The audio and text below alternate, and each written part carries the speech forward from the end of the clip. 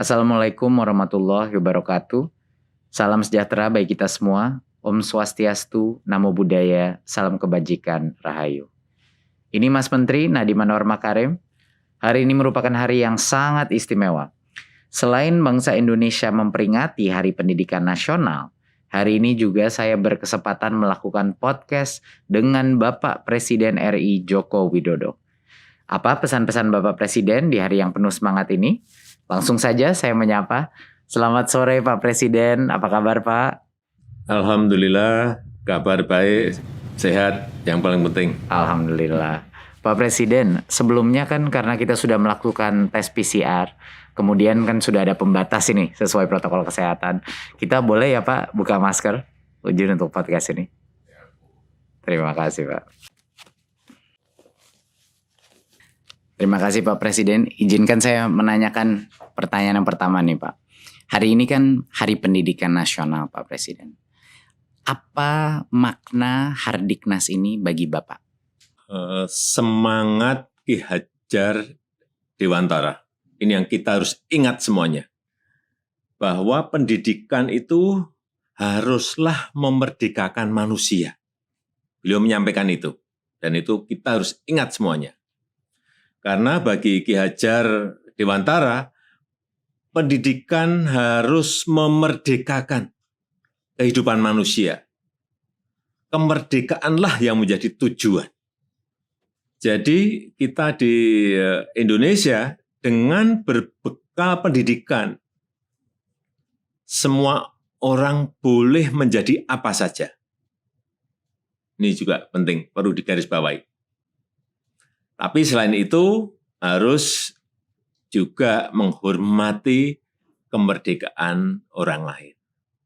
Untuk itu saya mau mengingatkan berhubung hari ini adalah hari pendidikan nasional, agar sistem pendidikan Indonesia sekali lagi haruslah memerdekakan manusianya dan membangun jiwa dan raga bangsa. Coba saya ingin juga bertanya pada Mas Menteri, apa filosofi Ki Hajar Dewantara yang terkenal di dunia pendidikan? Tentunya filosofi Merdeka Belajar Pak Presiden, itu yang Pak Presiden baru saja jelaskan. Tapi ada juga satu lagi yang pakai bahasa Jawa, ing ngarso sung tulodo, ing madyo mangun karso, tutwuri handayani. Nah ini yang artinya yang di depan memberi teladan, di tengah memberi bimbingan, dan di belakang memberi dorongan. Jadi sebenarnya esensi dari ini adalah jiwa kepemimpinan dari pendidik itu luar biasa pentingnya. Konsep gotong royong yang sudah kita buahkan dalam profil pelajar Pancasila itu sebenarnya arah Merdeka Belajar Pak Presiden. Jadi tadi apa? Ing ngarso sung tulodo, ing madyo mangun karso, tutwuri handayani. Ya. Saya kira semua kita harus ingat mengenai ini. Betul, betul. Jadi bisa kita gunakan sebagai analogi sekolah Pak. Sekolah-sekolah di depan yang sudah lebih maju, sekolah-sekolah penggerak misalnya, mereka yang memimpin dan melihat menjadi teladan. Sekolah-sekolah di tengah, mereka membimbing kelasnya mereka, melakukan transformasi di dalam. Dan sekolah-sekolah yang mungkin masih di belakang, itu diberikan dorongan dan mereka harus meminta ke dinas, ke pemerintah untuk bantu mengupgrade saya. Jadi itu salah satu filsafat gotong royong, tapi ekosistemnya Pak yang dikuatkan. Jadi menurut saya itu yang terpenting. Tapi menurut saya Pak Presiden, saya sangat setuju sama Pak Presiden bahwa kemerdekaan berpikir, kemerdekaan berkarya, kemerdekaan bertanya, pertanyaan-pertanyaan sulit, itu yang impian kami ya Pak untuk di kelas-kelas kita, sehingga anak-anak ini bisa merdeka dalam menjadi apapun yang sesuai dengan minat dan bakat mereka. Gitu Pak. Sekarang kita dalam situasi pandemi nih Pak Presiden. Apa yang menurut Pak Presiden menjadi tantangan dalam mewujudkan pendidikan yang memerdekakan itu? Ya ini kalau kita gunakan cara-cara lama, ya pendidikan tidak bisa jalan di era pandemi ini, nggak akan bisa. Perlu cara-cara baru. digital, hybrid ini, dan kita harus harus cepat adaptasi, harus adaptif, kreatif, dan ada inovasi-inovasi terus. Situasi pandemi seperti saat ini tidak hanya dihadapi oleh Indonesia saja. Semua negara mengalami, lebih dari 215 negara mengalami. Dan pandemi ini mengubah secara drastis kehidupan kita. Dan untuk memutus penyebaran COVID, kita juga sudah memutuskan untuk pembelajaran jarak jauh, pembelajaran yang dilakukan secara daring. Dan tantangannya adalah bagaimana memastikan pembelajaran dapat tersampaikan dengan baik, terutama untuk yang pendidikan dasar. Dan ini guru-guru dituntut betul-betul untuk kreatif dan inovatif. Dan kondisi pandemi ini harus juga kita manfaatkan untuk mengevaluasi, mengkoreksi total dunia pendidikan kita. Pandemi juga jangan menjadi penghalang untuk mencapai kemajuan, dan saya sangat berharap cita-cita untuk mencapai SDM unggul itu tidak berhenti, agar pendidikan yang berkualitas bagi seluruh rakyat Indonesia ini benar-benar dirasakan oleh rakyat kita dari Sabang sampai Merauke, dari Miangas sampai Pulau Rote, semuanya merasakan. Sebenarnya banyak sekali Pak Presiden hal-hal yang sebelumnya intuisi kita sudah merasakan perlu ada perubahan di pendidikan, tapi karena pandemi ini itu menjadi jauh lebih jelas. Kesenjangan digital, akses internet yang tidak merata, ya kan, akses guru berkualitas yang tidak merata, penganggaran kita yang mungkin tidak memprioritaskan daerah-daerah 3T, Pak, itu semuanya ketahuan semuanya. Ketahuan semuanya, kelihatan semuanya karena pandemi ini. Betul. Dan ini menjadi koreksi kita dan menjadi bahan evaluasi kita untuk kita perbaiki. Betul, Pak Presiden. Dan kita juga udah melihat, Pak Presiden, belum pernah kita melihat jumlah guru yang hari ini terpaksa untuk mempelajari berbagai macam platform pendidikan. Itu kalau tidak ada pandemi nggak mungkin, Pak. Bisa 10 tahun kita mencapai itu. Tapi karena pandemi, jumlah guru dan orang tua yang belajar teknologi, Pak, luar biasa. Dan mereka sekarang mengakses seminar-seminar online kita, partisipasinya semuanya memecahkan rekor-rekor. Jadi luar biasa semangat guru di masa pandemi ini. Dan sekarang kita sudah masuk dalam tahap vaksinasi. Nah, Pak Presiden telah memperjuangkan untuk guru dan tenaga pendidikan itu menjadi salah satu prioritas untuk vaksinasi, Pak.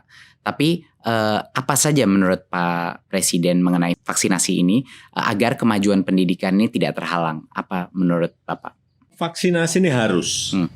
Karena kita harus mencapai herd immunity, kekebalan komunal. Jadi kekebalan komunal juga harus.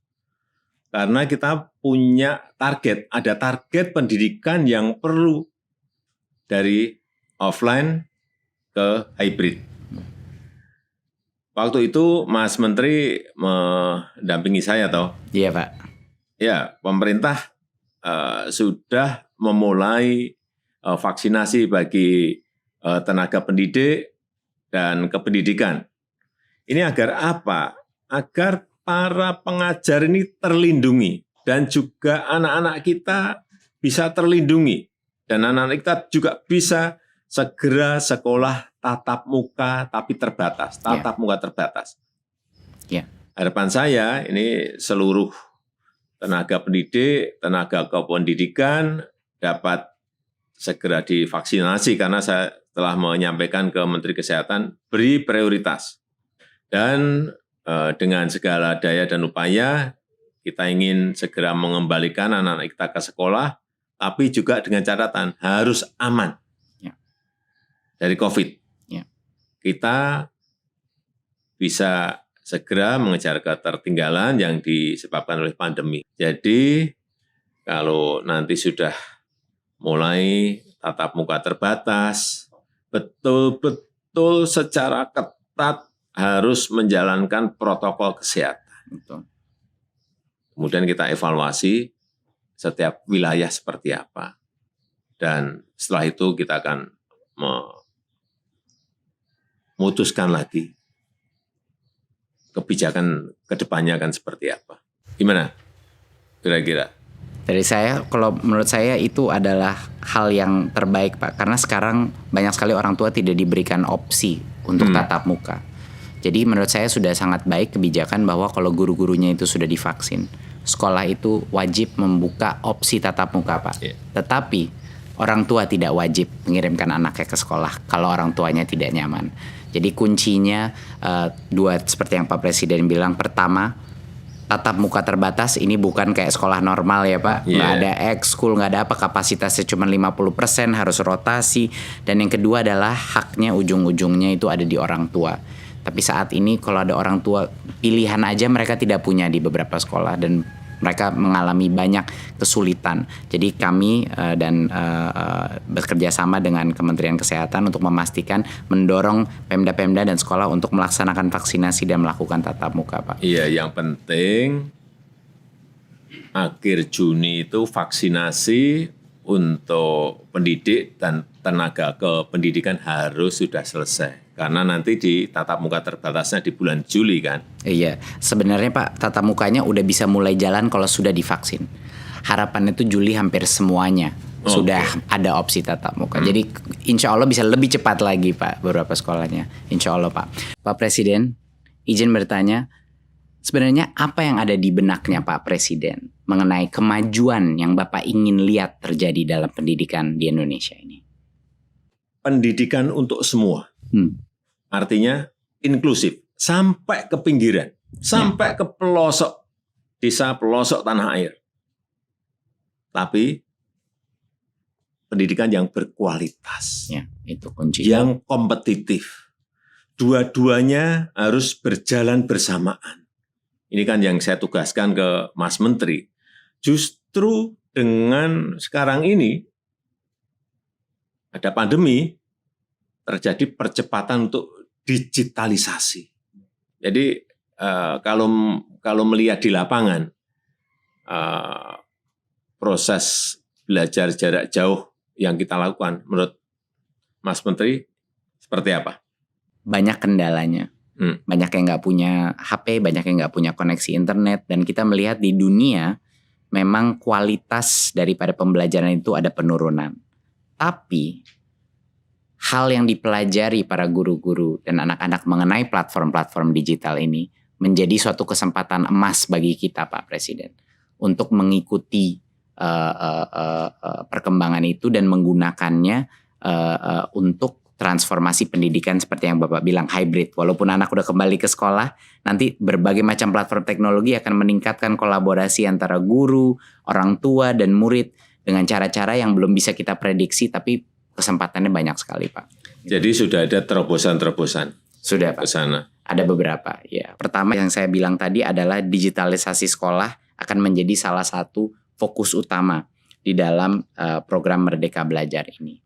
Tapi ada beberapa program-program yang sangat penting yang sudah diluncurkan Pak, walaupun dalam masa pandemi.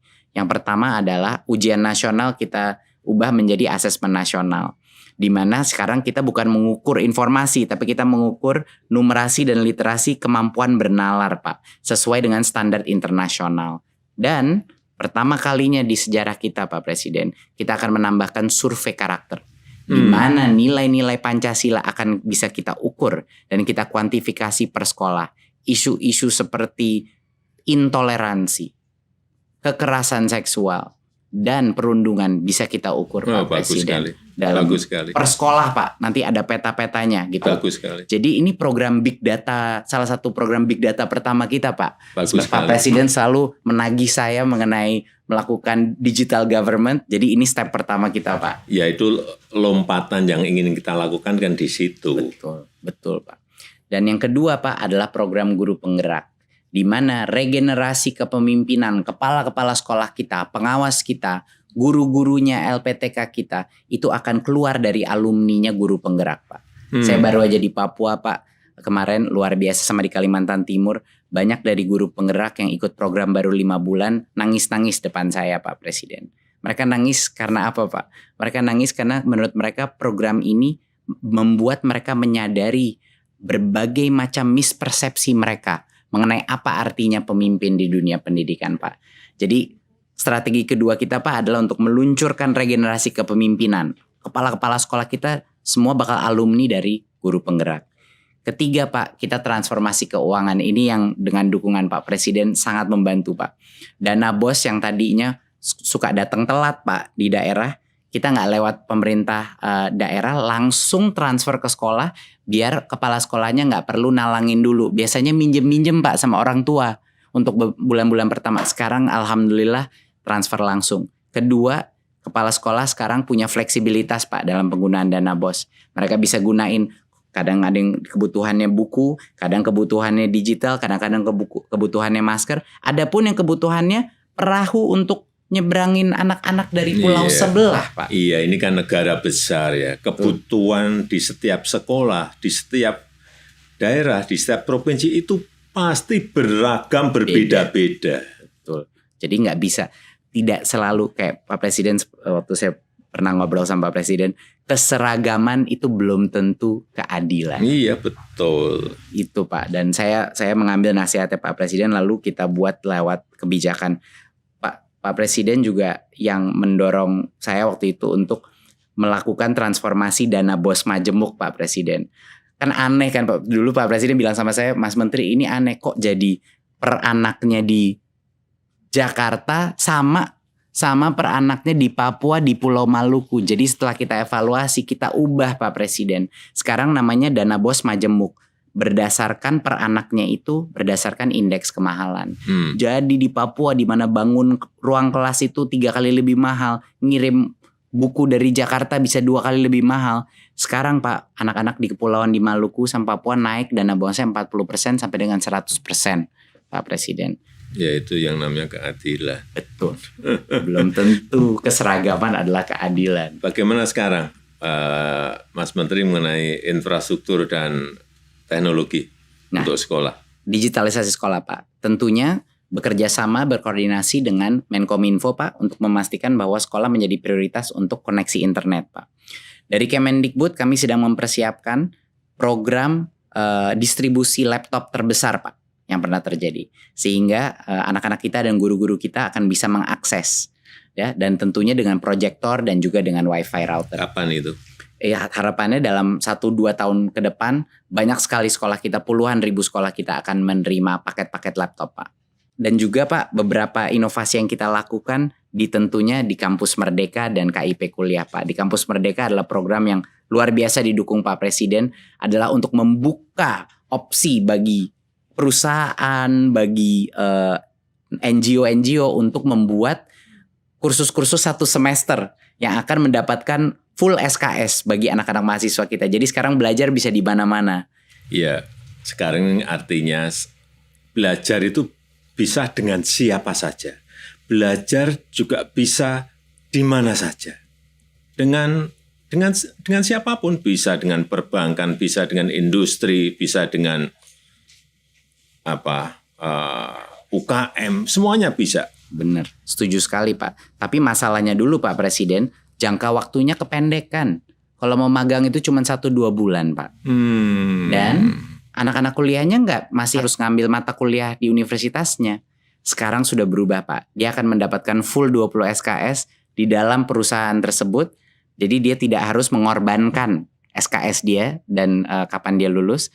Dan juga disubsidi oleh pemerintah biaya gajinya itu mahasiswa, biaya uang transportnya itu disubsidi Pak oleh pemerintah. Jadi ini kesempatan yang sangat besar bagi perusahaan juga untuk menambahkan talentanya. Itu Pak, kira-kira. Inilah perubahan, inilah transformasi yang kita inginkan. Betul Pak, betul Pak. Dan banyak sekali perusahaan yang semangat Pak. Waktu saya bilang sama perusahaannya, Pak Presiden yang minta ini partisipasi semua sektor strategis. Mereka luar biasa semangat ya Pak. Karena ini benar-benar memecahkan masalah mereka juga. Yang kedua Pak adalah KIP Kuliah. Yang kemarin KIP Kuliah baru saja kita melakukan perubahan bahwa sebelumnya KIP Kuliah itu cuma 2,4 juta Pak per anak. Masalahnya adalah di prodi-prodi yang sangat baik kualitasnya, ada banyak yang UKT-nya di atas 2,4 juta Pak. Jadi banyak sekolah-sekolah kita diskriminasi terhadap anak-anak penerima KIP kuliah karena rugi universitasnya. Nah, barulah kita ubah kebijakannya sehingga kalau prodi A itu bisa sampai dengan 12 juta Pak. Untuk prodi B bisa dengan 4 juta. Jadi ya ini persis sama seperti yang Pak Presiden bilang tadi, kesetaraan belum tentu keadilan. Iya, betul. Sehingga sekarang anak-anak dari Papua atau dari Maluku yang mau masuk ke dalam program yang mahal, misalnya Fakultas Kesehatan, dia bisa tanpa diskriminasi dari universitasnya Pak Presiden. Itu kira-kira Pak, beberapa hal yang memang sudah mendapat dukungan dari Pak Presiden. Bagus. Saya boleh tanya Pak Presiden ke Bapak, tipe pelajar apa sih Pak Presiden ketika masih sekolah dan waktu kuliah dulu Pak? Kalau saya orangnya memang waktu entah itu di SD, SMP, SMA, kemudian di universitas memang tidak mau kalah. Artinya gini, kalau saya melihat teman saya misalnya malam belajarnya 1 jam, saya tahu dia belajarnya 1 jam, saya belajarnya 2 jam. Gitu. Habis subuh misalnya teman saya belajar 30 menit, saya 1 jam. Juara 1 misalnya, saya melihat belajarnya malam 2 jam, saya 4 jam. Ya, misalnya gitu. Tidak mau kalah di situ maksud saya. Waduh. Kenapa saya seperti itu? Karena dengan belajar kita bisa mewujudkan cita-cita. Tapi juga saya aktif, tapi aktif utamanya di pecinta alam. Jadi saya memang senang dan juga bisa belajar di mana saja. Belajar kan tidak hanya di kampus, tetapi di alam pun kita bisa belajar. Dan pendidikan yang kita peroleh di luar ruang kelas itu juga sama pentingnya dengan pendidikan yang kita terima di dalam kelas. Betul. Kadang lebih penting Pak. Kadang bisa lebih penting. Bisa lebih penting. Iya. Pak Presiden, ada hal khusus nggak yang dulu dilakukan Pak Jokowi ketika masih menjadi pelajar dan mahasiswa yang manfaatnya itu sangat terasa hingga saat ini ketika menjabat jadi presiden Pak? Ada nggak yang paling relevan Pak? Gitu. Iya, saya selalu belajar dari kesalahan. Kemudian juga tidak pernah putus asa. Dan saya senang yang namanya kompetisi. Saya pikir itu yang juga membuat saya berani memulai berwirausaha mulai dari nol sebelum menjadi pejabat publik. Kalau kita tidak berani berbuat sesuatu yang kita tahu akan baik untuk perkembangan diri, bahkan baik untuk sesama, ya saya pikir kita tidak akan bisa maju. Dari dulu saya itu suka ingin tahu, dan semuanya ingin tahunya juga secara detail, lihat betul. Sangat. Pengennya gitu. Saya merasakan itu Pak di meeting-meeting sama Pak Presiden waktu awal-awal. Setiap kali saya duduk Pak Presiden itu, saya kira saya akan digurui gitu Pak. Tapi ternyata Pak Presiden yang menanya begitu banyak pertanyaan dan selalu mencatat. Tapi apa Pak Presiden dari dulu memang seperti itu Pak? Selalu ingin bertanya detail. Iya.